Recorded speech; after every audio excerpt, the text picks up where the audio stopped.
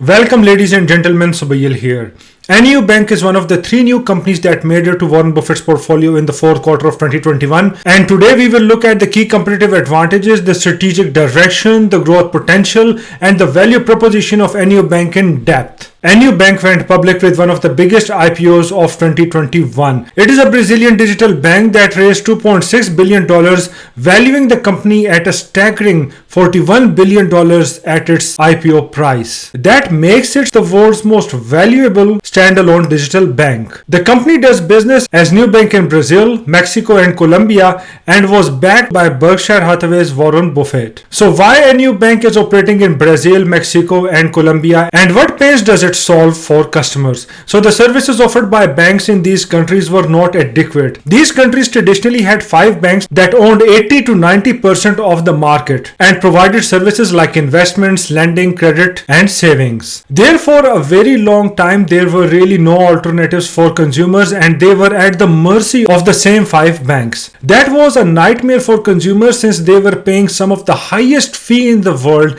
and some of the highest interest rates in the world too. And the unfortunate reality is that 40% of the population in those countries were completely outside the system and unbanked. This presented a huge opportunity, and to fill that gap in the market, NuBank was formed. NuBank strives to provide outstanding banking services to consumers conveniently at reasonable prices and is on a mission to bank the unbanked. Now let's see what the CEO of the NuBank, David Wallace, said about his targeted market and the challenges in serving customers in these countries. Take a listen. I'm curious what some of the opportunities, but also some of the challenges might be with these customers. Presumably, I'm guessing, you correct me if I'm wrong, we're talking about smaller deposits perhaps per customer. So are you dependent on it sort of being a volume business, on you getting a lot of customers?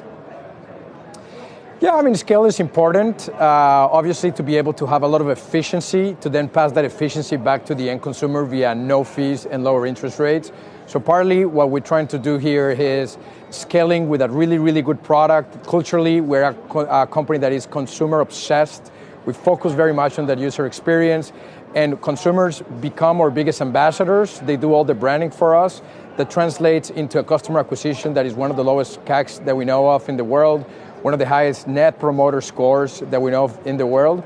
And ultimately, that viral growth brings scale, which again, we can pass back to the consumer via better fees and interest. So, and this is both consumers that had bank accounts before, that are tired of dealing with those big banks, are coming to us, and then also a lot of consumers that had never really had access, that were putting their cash under the mattress and are excited to be able to invest well, to get a loan, to really deal with somebody that is thinking about them every day. So here are the key success factors of NuBank according to the CEO of the NuBank, David Wallace. Number 1, NuBank is consumer focused. Number 2, NuBank is operationally efficient and strives to pass that efficiency to the consumers in terms of low fee. Number 3, they have unmatched end user experience.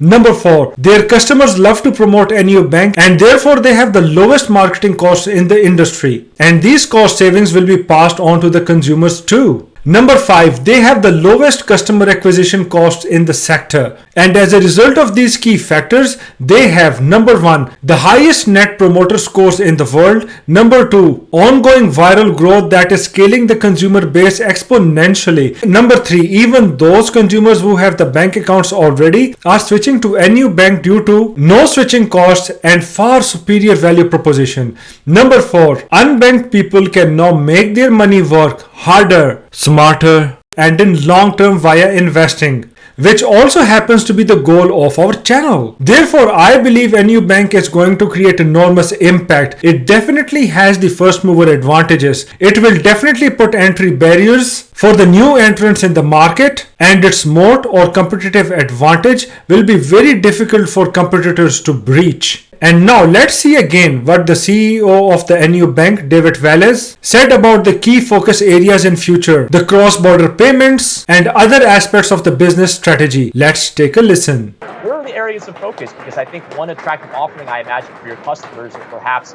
cross-border payments, the ability to transact with other countries, for example. How do you feel that plays into the strategy going forward after this IPO?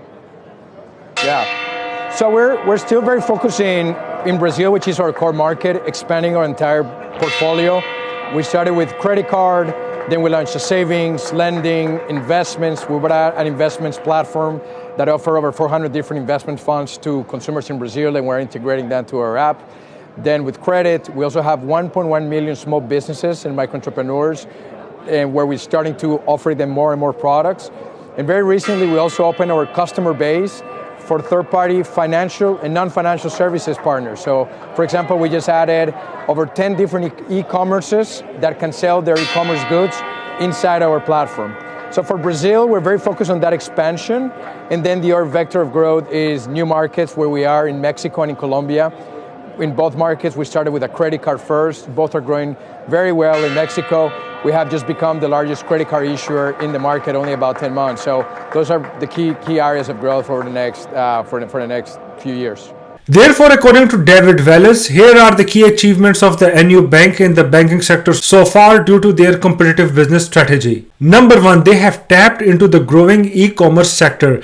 They have already opened their customer base for third-party financial and non-financial services partners. Number two, they offer over 400 different investment funds to consumers in Brazil, and that facility will be integrated into their app also. Number three, on the credit front, they have 1.1 million small businesses on board already. Number four, they also opened their customer base for third-party financial and non-financial services. Number five, their business in Colombia and Mexico is growing fast, and they have started with the core services of banking and credit cards in those countries. In Mexico, they are already the largest credit card issuers. So now we know that NuBank is strategically agile, the numbers look good, and they have a durable competitive advantage and moat due to their unmatched operational efficiency, first mover advantages, and value proposition. And that is not all. NuBank satisfied not one but both of the criteria of Warren Buffett, meaning a great business and a great person running the business. Let's look at the inspiring story of CEO of the NuBank, David Wallace. You moved to Costa Rica at the age of 9. You were working your dad's button company at the age of 12. I mean, why do you think your path led you into banking? It's a great question. Nothing to do with between buttons and banking. I think partly was just the entrepreneurship culture that I grew up with. It was not a big business, but I worked with my dad very, very early on, seeing him start a business, seeing all the good times that creates, seeing all the challenges that creates, and the good times and bad times, generating a lot of kind of resilience. And I grew up just hearing that the path to do was to start your own business, that you should not have a boss, that you should own your own destiny. So that was sort of what the radar was looking for as I was able to go to school and ultimately ending up in financial services in New York. But ultimately, that drove me back to entrepreneurship. I felt that I needed to start something, and that opportunity sort of presented itself inside a banking branch in Brazil when I was there after I had just moved to try to open a bank account, and I could not understand why that experience had to be so painful. I talked to all my friends in Brazil, said, forget it, you're a foreigner, no foreigner comes here and competes with a big bank. Banks have been bad, they always will be, and there's nothing you can do. But I had to try, right? Because of that culture of entrepreneurship, I had to give it a shot, and was very lucky to find a really, really phenomenal team, and you know, the rest of history. We've been able to grow very fast over the past 8 years. Therefore, the CEO, David Wallace, is full of entrepreneurial spirit. He knows how to overcome challenges, and he has proved it over the last 8 years, during which NuBank was not a public company. During that time, NuBank has thrived in the market as a highly profitable and scalable business. Therefore, he has the learning curve already. He knows the market inside out, and now he wants to scale the company even faster. Furthermore, courtesy is one of the qualities which Warren Buffett values a lot. Here is what David Wallace said in his interview. And you and your wife signed the giving pledge. You know, what message did you want to send to them by signing that pledge? Yeah, so listen, I mean, Latin America is a region of the world with a lot of income inequality, and technology is creating huge opportunities for entrepreneurs to create great companies. Ultimately, I think what we wanted to do was to just make sure to lead and pledge to give back all of the wealth that, having had the luck of building this business, send it back to the economies and the communities where we've been able to grow, try to invest in education, try to invest in healthcare, and ultimately improving the lives of so many people in Latin America that haven't really had the chance or the luxury that sometimes we had. So part of what my wife and I wanted to do was obviously invest the next decades of our life doing really exciting entrepreneurship opportunities that helps people a lot, but at the same time start creating a bit of an example around Latin American entrepreneurs to give more and see philanthropy as a really exciting endeavor. So I believe that NuBank has a great business model, the market size is huge, and the CEO David Vélez is a great entrepreneur. I hope that you like this video, and this video will help you in doing your own due diligence and research so that you can gauge if investing in NuBank will match your investing goals. Let me know in the comments below, what is the best aspect of NuBank's business in your opinion? Also, would you like me to release such videos in future? If you found this video useful, please don't forget to smash the like button for the YouTube algorithm and consider subscribing. Your support will mean world to me. Thank you so much for watching the video. I really appreciate it. You all are awesome, and I will see you guys in the next video.